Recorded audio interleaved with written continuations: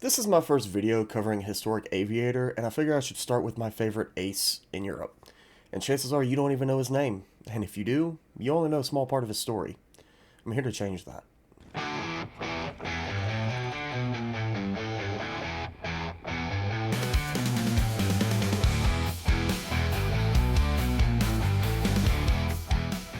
Hey, want to know something really great? Aerobrew Coffee Company. Aerobrew Coffee Company is a small, American-owned business that air roasts their coffee beans to order. This means they don't have a big stock sitting around going stale. This ensures the coffee is as fresh as possible just for you. Smooth as silk and absolutely delicious, Aerobrew Coffee is ATC owned and crafted by aviators. There is no better way to fuel your mission. And now is a fantastic time to try Aerobrew Coffee. Use code Jester15 for 15% off of your entire order. Link is in the description and the pinned comment below. Back to the video. That's good. RobertSJohnson was born February 21st, 1920 in Lawton, Oklahoma. He'd be the youngest of three, having two older sisters named Dorothy and Margaret. Bob would have a childhood that he would later describe in life as rich in material things and religious beliefs. His childhood was that of a typical American boy at the time, hunting, fishing, playing in the woods with his friends, pretending to be cowboys of the previous decades. They would often walk down to the pastures on the edge of Fort Sill to ride the polo and cavalry horses. There was one horse in particular that was Bob's favorite, a sorrel with an all-white face by the name of Baldy. Where's my horse? Baldy was an agreeable horse, that is until Bob decided to get on his back. As soon as Baldy felt Bob's weight, he would buck and thrash, but he could never throw Bob off, so he just conceded to be ridden. I'm a cowboy. One summer day of 1928, Bob was really looking forward to going fishing when his father shouted for the kids to get in the car. Bob and his sisters and their little white spitz named Pat hopped in the car with excitement because a ride in Dad's car was treated as a special event. Bob's dad, RobertSJohnson, had a 1926 Essex, which was believed to be the most reliable car in the town of Lawton, seeing as how Burroughs was an auto mechanic since he was 12 and very good at his craft. On this summer morning, the Johnsons were riding along, and Burroughs mentioned an air show. Now, Bob had never seen an airplane at this point, so he was kind of miffed that he didn't get to go fishing. That was until they got to the field that looked like a county fair that day. Burroughs scooped Bob up and put him on his shoulder so he could see over the crowd, and overhead were lumbering biplane bombers and three Boeing PW-9s flown by America's first aerial demonstration team, the Three Musketeers. They were diving and rolling and twisting, doing chandelles and pulling up right before they hit the ground. And at that moment, the dreams of being a cowboy or a fireman, they were put on the back burner. Young Bob knew what he wanted most in the world. He wanted to be a pilot. When Bob was 12 years old, a Ford Trimotor came to Lawton and Burroughs took the family to see it. The pilot must have worked for a circus because the Trimotor was covered in lights and rigged to shoot Roman candles while flying. That night, Burroughs asked his son the big question: would you like to go up? Bob climbed on board, taking in every detail he could. When the Trimotor's pilot swung the big plane around in position to take off, Bob was expecting an upward surge, but rather, the ground just fell away, and he was flying. When Bob was 11 years old, he got his first job as a cabinet maker working for a man by the name of Fred Gray. It was hot and filthy work, and Bob hated it. He'd come home after work every day covered in sawdust and sweat and just absolutely exhausted. But whenever he turned 12, he'd start putting his money towards flying lessons. His first instructor was a man by the name of Merle Donnelly, and he'd start out in a Wiley Post Model A biplane trainer. That's a mouthful. Merle would take Bob up, and shortly after they left the ground, he'd put his hands out in front of him and told Bob, "You've got it. She's yours." For the first time, RobertSJohnson was flying an airplane. And he was ecstatic, right up until a gust of crosswind threw the plane into a sharp, unintended bank. Without thinking, Bob rolled the Wiley Post back into the wind and stepped on the rudder to keep it coordinated. Merle remarked about how he was a natural pilot, and he would then turn Bob's training over to a man by the name of Klaus King. Now, Klaus was the father of one of Bob's best friends, and would teach Bob in a way that he'd describe as all the fun and wonder that he felt it should be. Bob would solo just shy of 7 hours, and as far as I can tell, it was a very typical solo. After their lesson, Klaus got out and set Bob back up. Partway through the flight, Bob turned to ask Klaus a question, and at that point it sunk in. He was alone. He followed his training and was able to bring the post back down, making, in his own words, the prettiest landing he had ever made. By the time that Bob was 16 years old, he had built up a total of 35 flight hours and was still working for Mr. Gray for the same $4 a week. So he quit the job at the cabinet shop and got a job at a grocery store on the weekends. It was around this time that an important event would happen for Bob. See, he had been boxing for some time and he was scheduled for a fight. His opponent was a man in his early 20s with experience in the ring and a reputation for cutting up his opponents. And Bob was terrified. His secret was, Bob was terrified in every fight that he had fought before and after this. The only thing that seemed fair about this fight was that Bob and his opponent were both about 118 pounds. Everyone was convinced that this would be the slaughter of Bobby Johnson. The crowd was outraged, and a close friend of Mr. Gray tried to intervene to prevent the match. Bob refused to let his fear win and asked the referee for their instructions. Shortly after, the bell rang and the fight was on. This is the part in Robert Johnson's book that has my favorite line. If he was as tough as I always feared he would be, then he was going to have to earn every minute in the ring with me. Bob moved cautiously out of his corner, and he sees an opening in his opponent's guard, and he throws a right. He was aiming for his stomach, and he missed. He nails his opponent right above the heart, sending him stumbling back and collapsed against the ropes. The ref does his 10 count, and on 10, his opponent jumps back up and protests, "No, I wasn't knocked out. I can still fight." The ref is confused, and he looks at Bob, and Bob just says, "Let him come on." A single punch had been thrown, and that was no way to let this match end. Bob's opponent comes out of his corner with aggression. Bob slips a jab and nails his opponent in the chest a second time, and he crumples to the ground. Oh, why you hit so hard? The ref did his count, but Bob's opponent didn't get back up. Bob learned later that his adversary never got in the ring again. With 2 hits, Robert Johnson had knocked the fight out of an opponent that looked meaner and tougher than he could be. That was a lesson that would serve him well later in life. Being 16, Bob would discover something that would consume his time greater than flying. Women.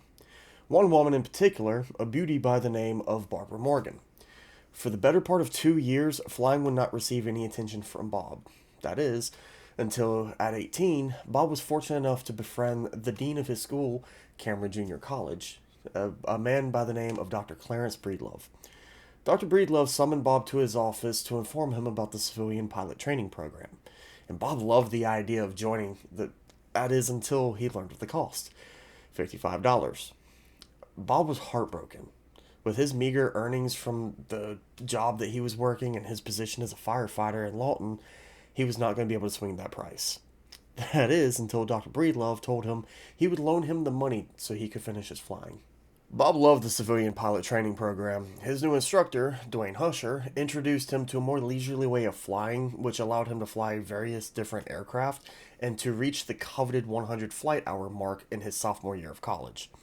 This same year was 1941, and an air war had taken place in the Spanish Civil War, the air war over China, where the American volunteers and the Chinese Air Force were fighting against the better trained and better equipped Japanese invaders, and the air war over Great Britain, with Spitfires and Hurricanes clashing with the Germans. All these stories pointed in one direction. The United States would soon be at war, and the civilian pilot training program was going to be accelerated. Bob looked at the requirements to join the Air Corps, and he just knew he could meet them. So, at Fort Sill, the very place he saw an airplane for the first time, Robert Johnson enlisted in the United States Army Air Corps. Bob's first experience with the military was terrifying. An Army captain by the name of Dr. Schmedke was in charge of the medical examinations and was comparable to Dr. Jekyll and Mr. Hyde. Dr. Schmedke had 46 volunteers, and by the end of the first day, only Bob and 8 others remained. On the second day, 3 more candidates were rejected. But at the end of all of it, all the intrusive examinations and strenuous physical tests, Bob was ordered to have his tonsils removed and await further correspondence from the War Department. So that's what he did. He waited. And waited. And waited. The other 5 successful candidates all received their letters to report to flight training, but not Bob. Fed up and sick of waiting, Bob decided to drive to Oklahoma City and confront the cadet board, and a non-caring sergeant listened to him explain his situation, looked over his file, and with a yawn remarked, "You got a paper missing." He advised Bob to get a copy of the missing certificate and bring it back.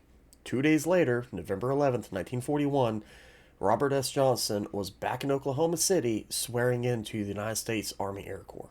Bob's introduction to basic training was jarring to say the least. He recognized the faces of his friends from his football days and the boys that he went through his physical exams with, but these men were no longer his friends. They were his superiors. The weeks went by, and Bob was whipped into the shape of an Army Air Corps cadet, learning the rules and regulations of the military. In early December, Johnson and the other cadets were granted a miracle. They were told to relax for a few hours. With nothing more to do, the cadets decided that they would hold a raffle. Each cadet would throw in $50 with the intention that the winner would be able to afford a radio for the barracks. A cadet from Indiana by the name of Frank Funk was the winner. He returned quickly with their only connection to the outside world. Johnson and the other cadets were enjoying their downtime, relaxing on their bunks, listening to the music fill the barracks, for all of 5 minutes. The Japanese had just attacked Pearl Harbor. All of those stories that Johnson had read about the air battles over Britain and China, they were no longer stories. The rest of basic training and basic military flight training would continue on into the new year. On the morning of February 10th, 1942, a fellow cadet brought an Army-Navy journal into the barracks that outlined a new regulation that allowed for the acceptance of married personnel as flight cadets. Johnson and Barbara Morgan had been dating steadily since he was 16, so without wasting time, he went to his base commander, Major Rockwood, and asked him for permission to be married. Major Rockwood sent him before a board that denied his request, stating that as a cadet he had given up his right to life, liberty, and happiness, and it was a great speech that they made, but Bob didn't listen.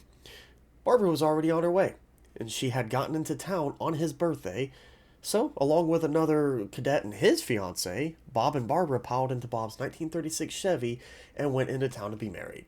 They would spend the next 6 days as their honeymoon driving cross-country to San Antonio, Texas.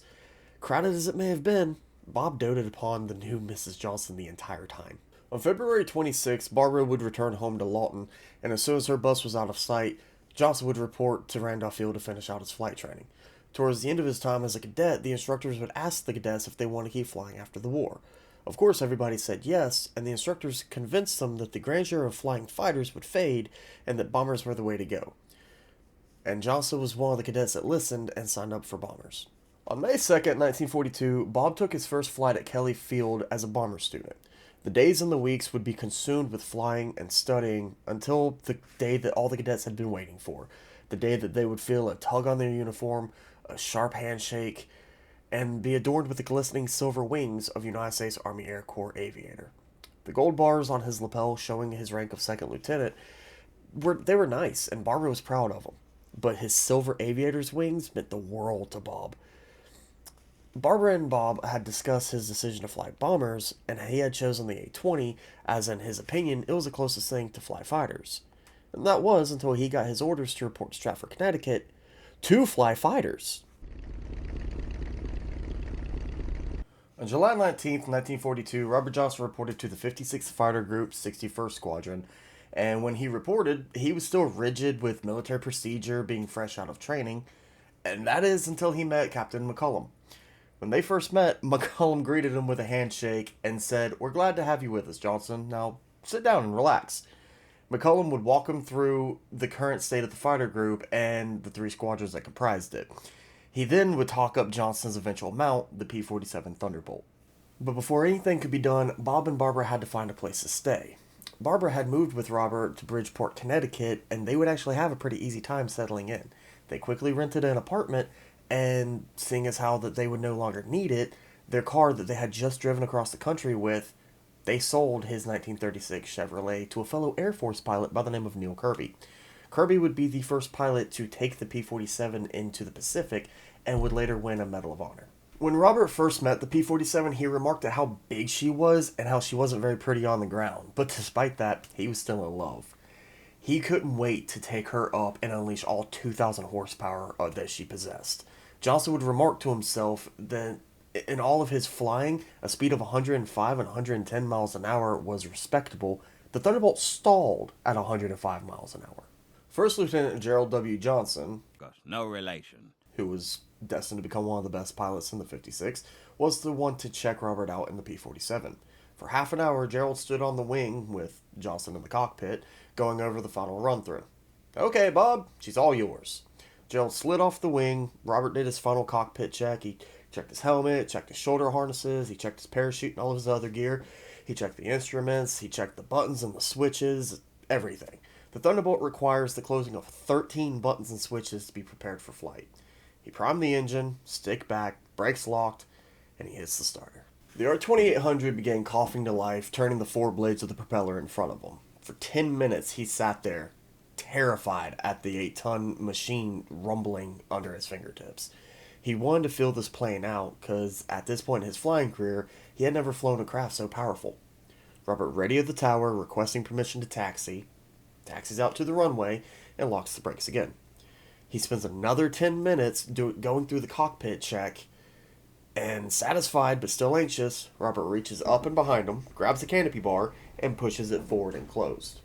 Army 961, roll when ready. Robert eases off with the brakes and lets the big fighter start rolling. He pushes the throttle to full, applies right rudder, and keeps an eye on the airspeed gauge. 70, 80, 90 miles per hour. He could feel the weight of the aircraft starting to come off of the landing gear, and as he began to ease the stick back, crack! Peace! The canopy slides open, the canopy bar smacking him right in the head. Robert chops the throttle, locks the brakes, and the Thunderbolt grinds to a halt. Looking past the spots in his eyes from the blow to his noggin, he is very happy to see that he's still on the runway with plenty of pavement ahead of him. The canopy latch had slipped and the force of the wind had slammed it open. Robert radios the tower, taxis back to the end of the runway, and tries taking off again. He starts his takeoff roll in 70, 80, 90, crack! Oh, you did it again! Again, the canopy slid open, and again Robert took a blow to the head. He thought, to hell with this, and he just kept going. 100, 110, he eased the stick back, and he rotated. The jug jumped into the sky, and the ground just fell away. This was Johnson's first flight in the P-47, and it was no picnic. When he was coming in to land, he had to deal with asymmetric flaps that threw the big fighter into a harsh left bank. Johnson righted the aircraft, went around, and on instructions from the tower, he cycled the flap equalizer a few times until he could get them both down evenly and greased his landing. This would be Johnson's first introduction to the big fighter, and being part of the 56 Fighter Group, it was Johnson and his squad mates' responsibility to figure out the kinks and the habits of the P-47B so that the subsequent fighters could be improved. This assignment would cost the lives of 18 pilots, but it would have been much more had they been flying a less rugged aircraft. Johnson would recall a fellow 61st Squadron pilot, Roberts, coming in too low one day, and he wouldn't clear the house on the end of runway 3. On the brink of a stall, Roberts tried to pull the jug up, but it was already too late. The left gear and wheel had torn through the house, probably breaking a world record in bathroom demolition time. No. Roberts was able to bring his Thunderbolt in for a perfect landing, and this lent credence to the pilots of the 56 feeling like unless they rammed it into the ground nose first, they really couldn't hurt the big fighter. On September 16, 1942, the 56 Fighter Group would receive a new commander, Hubert Hub Zemke. Johnson and the rest of the 56 would come to know and respect Zemke, and that was a good thing too, because on Thanksgiving Day of 1942, they would receive their orders for overseas duty.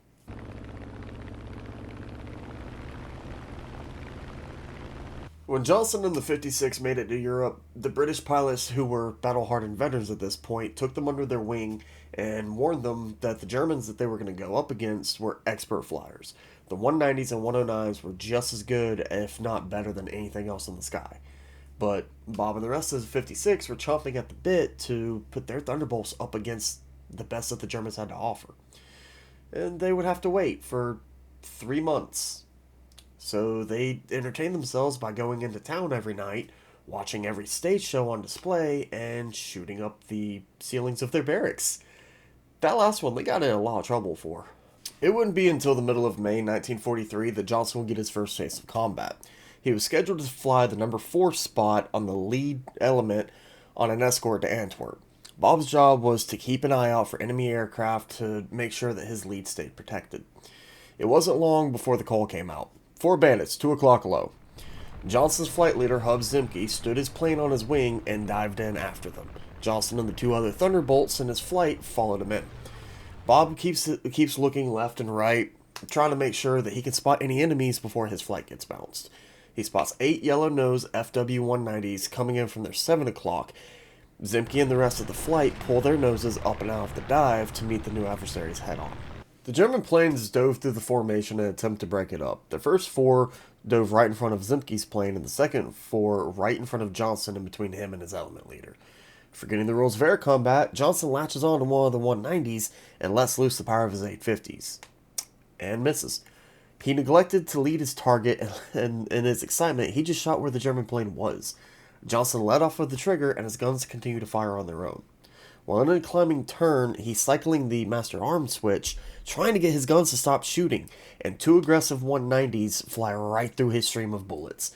Pieces of metal tore off of the 2 fighters, ripped away by the unforgiving power of the half-inch chunks of lead. Bob's gun fell silent a moment later. Johnson had attempted to bag 1 FW-190, damaged 2, and now found himself alone in the skies over Antwerp with enemy planes. He didn't see another P-47 in the sky that day and booked it home. When he landed, Zemke went up one side of him and down the other. You never leave your wingman. On June 12, 1943, the 56th Fighter Group would mark their first kill, with Captain Walt Cook taking the golden opportunity. Johnson and his element lead missed a perfect opportunity to nail a kill of their own, and they were miffed. That evening, they make an agreement. Whoever sees an enemy fighter first, call it out and attack. The other one will cover you. They seal the agreement with a handshake, and the very next day, the opportunity presents itself. Once again, Johnson is flying the number 4 spot, and he sees 12 FW-190s below his flight.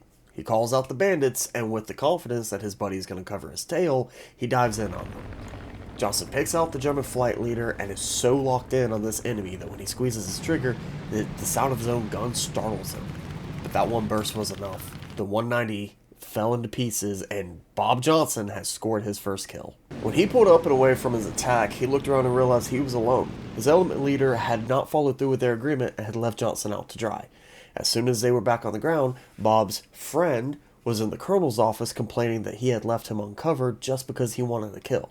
In his own defense, Bob told them about the agreement between his element leader and himself, but the other pilot lied and feigned ignorance of any agreement. Oh, Dick. Despite the chewing out and getting stabbed in the back, Bob felt it was worth it, especially when he received the congratulatory bottle of scotch from Major General Carl Toohey Spatz. On June 26, 1943, the most harrowing experience of Johnson's life would happen. At this point, he had grown sick and tired of being chewed out for leaving formation, so he made a promise to himself. The Germans would have to shoot him out of the sky for him to leave his flight leader.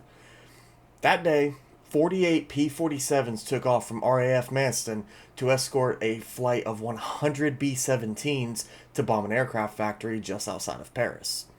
With Johnson once again flying blue number 4, he's keeping a lookout, scanning the sky to spot any enemy fighters that may bounce them. 15 miles inland, he sees what he's been looking out for. 16 German FW-190s are above and slightly behind his formation. The FW-190s open fire, their rounds finding Johnson's P-47. A terrible explosion shakes him in the cockpit, and the glass of his canopy erupts around him, and a round has clipped off the tip of his nose. Scalding oil and hydraulic fluid spray him in the face, partially blinding him.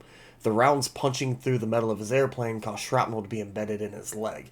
His plane has flipped over, causing an inverted flat spin, and a fire has formed under the cowl of his Thunderbolt, with the flames licking at him in the cockpit.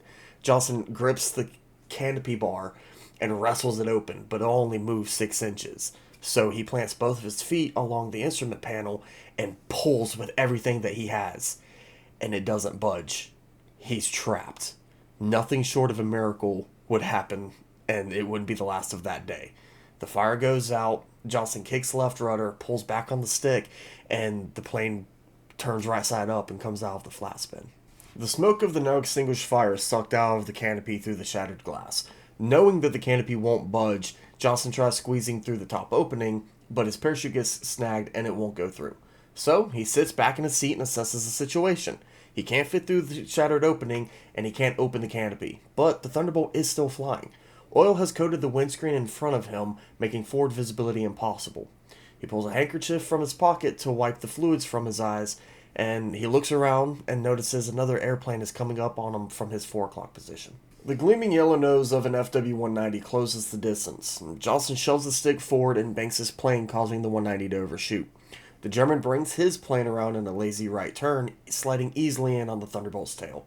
Johnson makes himself as small as possible, using the armor plating behind him for protection. He can hear the 30 caliber rounds tearing through his plane, the metallic pings of them bouncing off of the steel less than an inch behind his head. Johnson kicks the rudder pedals, sliding the crippled plane side to side, forcing the 190 to overtake him. His 8 guns bark at the German, but they hit nothing but empty air. The German swings his plane around in another lazy right turn, bringing it full circle to be in a tight formation right off of Johnson's wing. He locks eyes with the enemy pilot just a few feet away. He sees the German scan his shredded Thunderbolt, just astonished that it's still flying. The German shakes his head, waves with his left hand, and banks away. He comes around again, using his machine guns to continue chewing up the Thunderbolt. Johnson kicks the rudder pedals again, but the German doesn't fall for it a second time. He slides into formation with Johnson yet again. They fly over the coast, and the German taunts him with a left-handed salute and pulls around onto the Thunderbolt's tail once more. He swings the nose of his 190 left and right, sending measured bursts into the jugs from wingtip to wingtip, and it just absorbs the onslaught and continues flying. For the last time, the German pulls up alongside him, shakes his head mystified that the American is still flying, rocks his wings, and pulls away. Johnson watches as he vanishes into the distance and sees that he's only 1,000 feet over the water of the English Channel. He relaxes, noticing that he had gripped the throttle with all of his might and transmitted every dirty thing that he had called that German pilot, and the sound of the rounds impacting his Thunderbolt. He's mentally preparing to ditch into the water of the channel when he hears a voice instructing him to climb if he can. Climb if you can. You're getting very faint. The Air Sea Rescue radioman is calling out to him. Johnson eases the throttle forward and pulls back on the stick, and the crippled P-47 responds. He's able to nurse the shredded Thunderbolt home, but as he circles the field, he informs them he cannot bail out and he has no hydraulics, so no flaps, no brakes. Johnson lowers his landing gear, and despite all the holes in his plane, his tires come through unscathed. The massive fighter touches down gracefully on the grass field at Manston, one of the better landings that he made. The Thunderbolt, having no brakes, was really hesitant to slow down, and there were rows of Spitfires and Typhoons lined up in his path. So, at the last moment, he kicked left rudder, swung the big jug around, and it backed into an open spot between 2 Typhoons, just like it belonged there. Johnson pulled himself out of his plane through a hole in his canopy and kissed the earth. No one had ever been so happy to be back on solid ground. He takes a moment to examine his plane, and he sees that a 20mm shell had exploded behind his head, twisting and ripping the metal outward behind the canopy frame. That's what had caused it to jam. He counted over 100 holes in his plane without having to take another step around it before he gave up and let the medics whisk him away to the hospital. Johnson's squadron mates almost couldn't believe that he had made it back to base alive. The last time they saw him, he was on fire, plummeting to a sure death. How are you not dead? I have no idea. Just a few days later, Johnson was back in the air, and along with the rest of his squadron mates, he was wanting revenge. He wasn't the only one to get shot up on that mission, but he was one of the few to make it home after his beating.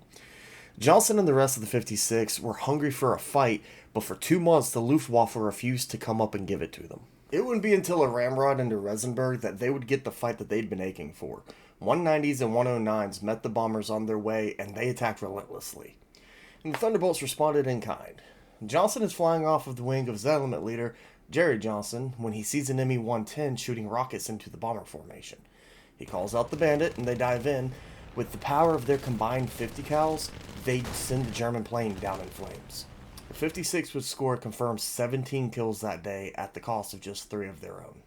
In October of 1943, Johnson would finally attain the coveted status of ace. He was flying with Jerry Johnson again, and the skies were filled with Luftwaffe planes, FW-190s, BF-109s, and even the odd Me-110. In fact, Johnson's first kill of this mission was an Me-110, and after sending it down in flames, he notices that he has no wingman. The sky is full of the Luftwaffe, and he sees 3 of which are rushing the bombers. He's the only P-47 close enough to protect his big friends, so using the legendary diving ability of the Thunderbolt, Johnson rolls in to attack the leader of the 190s. One of the Focke-Wulfs breaks formation in an attempt to intercept him, but he disregards this because for whatever reason, he's convinced that the enemy won't be able to hit him in his dive. Johnson is fully vertical, screaming straight down at the leader of the 190s. He does the mental math to give his shot just the right amount of lead, as it's almost a 90-degree deflection shot. With a squeeze of the trigger, he sees shots hit all along the aircraft, he watches the cockpit shatter, and the German plane disappears in a brilliant fireball. Kill number 5, but he has no time to watch as his own plane lurches. The FW-190 that had climbed to meet him could in fact hit him when he was in a dive. The 4 German cannons had severed his rudder cables, making the pedals under his feet go limp.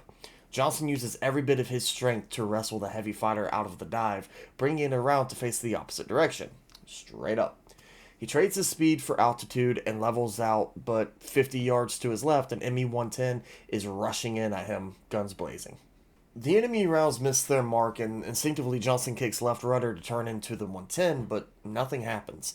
The 110 pilot lets loose a salvo of rockets, but those miss too. He passed so close over the P-47 that this caused Johnson to flinch. Taking the opportunity, Johnson slams the throttle forward in an attempt to put some distance between him and any other plane with a black cross on it. With the furball miles behind him now, it was time for him to deal with his own problem at hand. Without rudder, the Jug could whip into a maneuver that he wouldn't be able to recover from or get out of the plane in time. He decided that he had had enough, so he pulled back the canopy, it opened all the way this time, unfastened his harness, and lifted his leg up to leave the plane. It was at this point that he realized, that's Germany down there. The realization knocks him back in his seat, and after all, he had flown a Thunderbolt home that was in much worse shape than this one.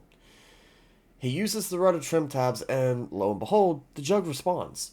He points his fighter west and starts calling for help. Shortly after an ill-advised attempt at bouncing another 190, another P-47 had claimed that one, he sees 2 Thunderbolts at his 10 o'clock, and they escort him home. Sidebar. The 190 that made RobertSJohnson an ace was flown by one of the Luftwaffe's best, Oberstleutnant Hans Philipp, the commander of Jagdgeschwader 1. Johnson would not learn about this for 5 more decades, but he ended Philipp's count at 206 kills. By March 6, 1944, the 56th Fighter Group was able to fly deep into Germany with the aid of their new belly tanks. Johnson was leading his flight, escorting the bombers on their way in, and it was absolute chaos. Over 200 Luftwaffe fighters were swarming the B-17s. Lead is flying in every direction with no time for it to be properly aimed. Aircraft are colliding because there's too many in this small, confined space.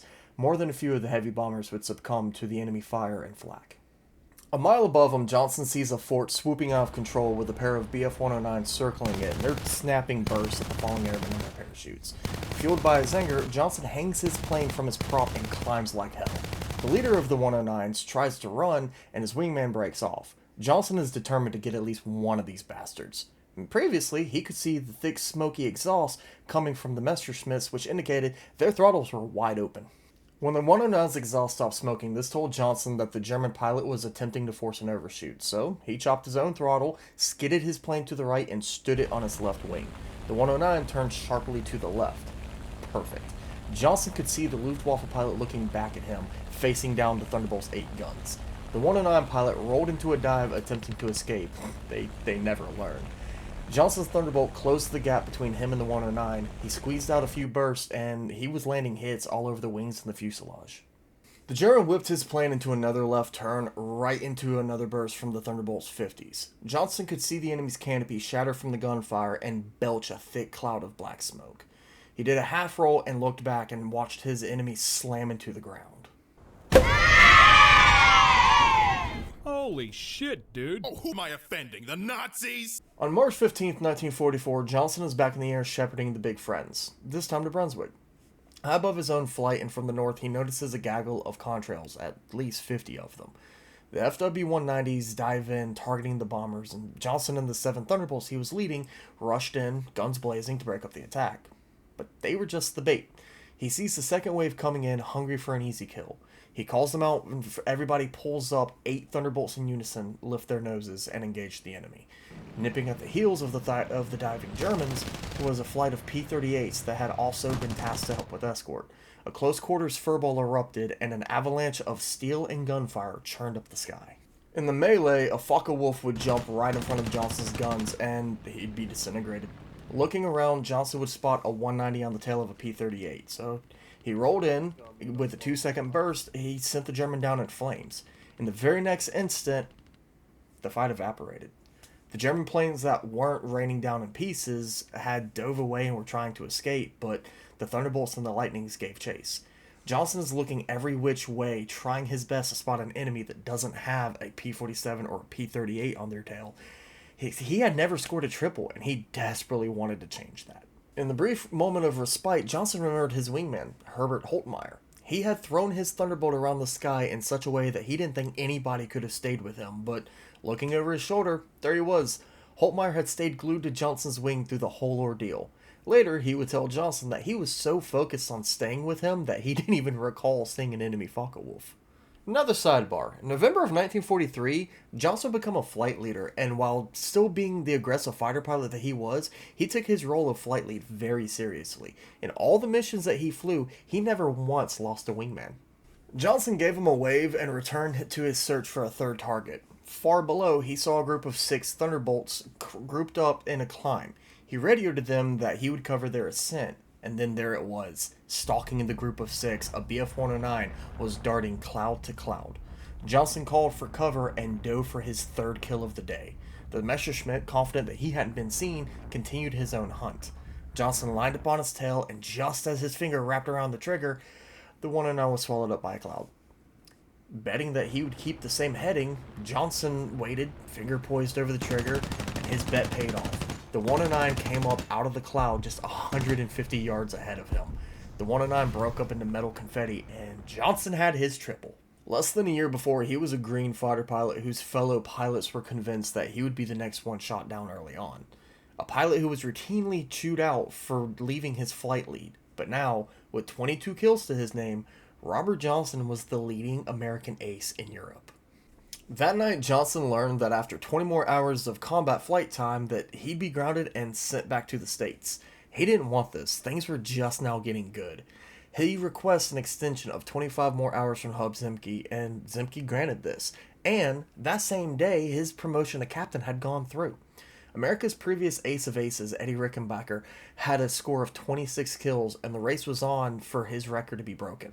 Zemke wanted his group to be the first to reach this milestone, and he did everything in his power to help Johnson be the one to do it. This included allowing him to pick his own missions. Johnson didn't care as much about the kill number as much as he wanted to stay in the fight. For the next 2 weeks, the Germans refused to come up and tangle with the Thunderbolts. 2 weeks worth of missions that ate up precious time in Johnson's extension. Finally, on April 9th, the Luftwaffe decided to come up and give the boys a challenge. Johnson would bag another FW-190 on this sortie, bringing his score to 23. A few days later, April 13th, Johnson was presented with the perfect setup. Spotted below his flight, he led his guys down for a bounce. He lined up his sights and sent a stream of bullets into a 190, just before it disappeared into a cloud. He cursed to himself, thinking he had been shaken, only for the 190 to reappear right next to him, almost in formation, missing his pilot and in flames. It exploded, confirming number 24. Climbing back to altitude, a glint of light far off caught Johnson's attention. A very specific kind of glint, the kind that reflects off of an airplane's canopy. Right on the deck, an FW-190 was hedge-hopping at high speed by himself. Johnson moved in with the aim to get in close for a sure shot, and the German pilot saw him at the last moment and jerked his plane into a steep chandelle to the right. Bringing his nose all the way around to go head-on with Johnson's P-47, before they merged, Johnson sat a stream of lead right in front of the 190, landing it across the wing roots and cockpit. The German's plane pulled up and disappeared into a cloud, only for it to come back out in a ball of flame. Number 25. On May 8th, 1944, Bob would take off on a mission to Berlin filled with disgust, as this would be his final sortie. Regardless, he was hoping to get one last good fight in. Once they had met the bombers, Johnson started considering feigning mechanical troubles and running back home to squeeze in one more mission. He was about to key the mic and have a squad mate take over when one of the bombers exploded. Enemy fighters were diving through the formation, and in an instant, any fake mechanical issue was gone. Johnson called out the bandits and engaged. He latched onto one of the attacking 109s, throwing his jug in an aggressive dive. The 109 pilot tried to jink, but Johnson saw it coming and cut inside of his enemy. Some well-placed bursts caused the enemy to panic and try to dive away. The same old mistake. Johnson got in close and poured some lead into the Messerschmitt before half rolling over it. Still inverted, he looked up to watch the German's left wing rip off and the fighter come apart. That's kill 26. Robert Johnson has just tied the American record, but he still has more fight ahead of him. Johnson hauled the fighter back into a climb. His flight had stayed with him the whole time. They leveled out, and the number 3 man called out bandits at their 3 o'clock. Johnson told him to engage and that he'd provide cover. The number 3 and number 4 Thunderbolts turned in and dove into a cloud after their enemies. They came back out of the other end with 3 FW-190s on their tail, and true to his word, Johnson rolled in to provide cover. Targeting the lead 190, Johnson sent some bursts his way that persuaded him to abandon his pursuit.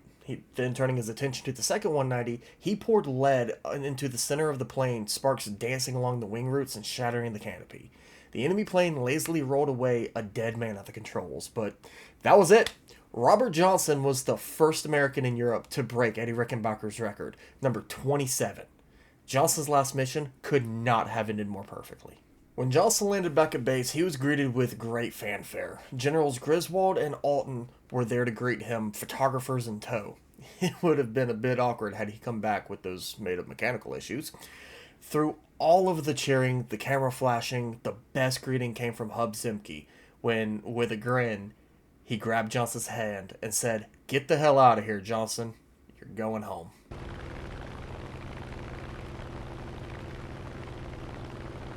Bob was frantic at the thought of seeing his folks and Barbara at home, but he made it a point to stop and say goodbye to everyone before leaving. When it came to the old gang, the men that he had come to Europe with, it choked him up. He couldn't get over the feeling that he was walking out on his brothers, and it was the same thing with his crewmen. These men had sweat and worked hard to make sure that his plane performed at its best, and he owed his life to these guys dozens of times over. On June 6, 1944, Robert Johnson boarded a C-54 Skymaster for home. While he was excited to get back home, he was irritated that he was missing the big show, the long-awaited battle that all the missions he had flown had been in preparation for. He was missing the gravy that he had helped prepare. When the Skymaster landed in New York, he barely had both feet on the ground when 2 Air Force majors approached him with orders to escort him to General Arnold. But Bob refused to go anywhere until he got to see his wife. The 2 majors were on the verge of apoplexy until Bob demanded a phone. He dialed General Arnold directly, and after explaining the situation, the general laughed and said, "Why, Lord, boy, bring her along." Despite having to wake her up, Barbara made it to the airport in record time, and now that he had his wife, Bob was more amenable to another airplane ride, this time to Washington, D.C. The next day, Bob was paraded around the Pentagon, meeting colonels and generals, and he ran into his state's congressman, who was a friend of the family, Jed Johnson. Congressman Johnson took now Major and Mrs. Johnson to meet the Senate. Later that day, they were brought to meet the president. It was a lot to take in a short amount of time. After meeting the commander-in-chief, the Johnsons were brought back to the Pentagon, where Bob got to meet the only other American who had matched his score, Richard Ira Bong. Bong was a leading ace in the Pacific and had beaten Rickenbacker's record just a month before Bob did, and, like Bob, was being paraded around. These were America's 2 golden flyboys, the aces of aces. When the 2 aces were introduced to one another, Bong said, "I'm glad to see that you're a little guy too." Dick and Bob were ushered into the office of General Hap Arnold, and for half an hour the 3 men discussed their experiences that had led them there. After meeting Barbara, General Arnold arranged for the Johnsons to have access to a Lockheed Hudson airplane and an Army pilot that would take them anywhere they wanted to go. Robert Johnson did not return to combat. Instead, he went on to be the chief test pilot for Republic Aviation and was an engineering executive for 18 years. He was responsible for fine-tuning the subsequent models of the P-47 with a major focus in redesigning the cockpit to be more user-friendly. Johnson would remain with the Air Force Reserves until 1962, when he would retire as a lieutenant colonel. In 1964, he would leave Republic Aviation and take up a role as an insurance executive in Lake Wylie, South Carolina. Robert Samuel Johnson would fly west on December 27, 1998, while visiting his nieces and nephews in Tulsa, Oklahoma. He'd be buried at Lake Wylie, South Carolina, with full military honors, including a missing man formation performed by 3 F-16s from Char Air Force Base. He was a man who achieved everything he set out to accomplish, and for that reason, he is my favorite American ace of World War II, and a man whose story I refuse to let be forgotten. So with that being said, be good to yourself, be good to each other, and stay awesome. Thanks for watching.